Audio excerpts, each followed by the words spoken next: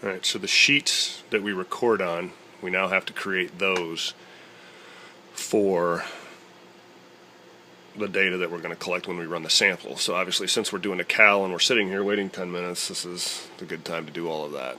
So again, if we go to our start, to computer, this is in the documents, HCC samples.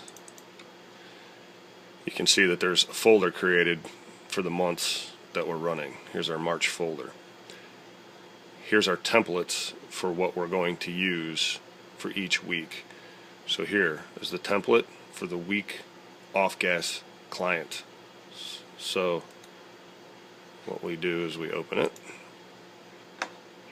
and this is what gets sent to the client. That's where we're going to interpret our data.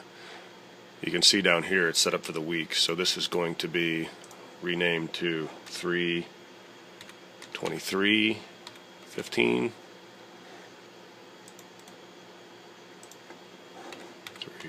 3/24, and you should watch, it's going to change the Excel sheet as well.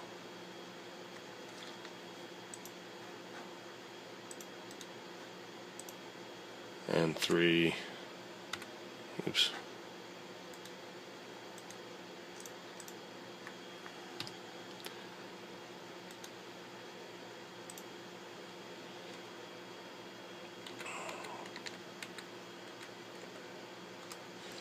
So we've renamed these tabs. Now we're going to save this file so that we don't overwrite the template. Save as. Right. So it took me to HCC samples. I'm going to go into March, and we're just going to save it right into this March folder.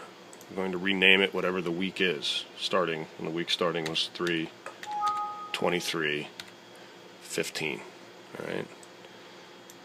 So now we're set up for where we're going to put our final VLO data, our final HT data, which we're just going to copy into here.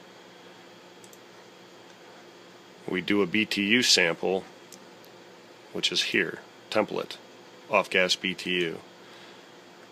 We do one on the HT and one on the VLO.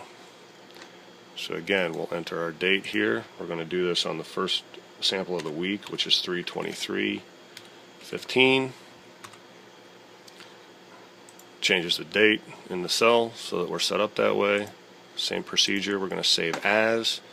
We're in my documents, HCC samples. This is for March. I'm going to put it in for March 3/23/15. Off-gas BTU. So now if we go into our HCC samples in the March, see these are the ones that have been previously done for the month. And here's going to be our new sheets. 3/23 off-gas BTU, 3/23 the week off-gas client summary. Could probably make that name better, but that's what it is right now. So now we're set up for when we finish the cal and start running samples to be able to put our data into these sheets. I like to run all the VLOs first, and then I run all the HTs. The HTs, if they're correct, shouldn't have any of these compounds in it. And if you show up with a 0 on one injection, then you move on. 0, 0. It's not going to passivate if there's nothing in it. The VLO will almost always have something. And so then, in those cases, we'll run a couple of injections to make sure that we're getting something repeatable. And then we'll put basically like what appears to be the average or the middle of the injections that we run into this sheet.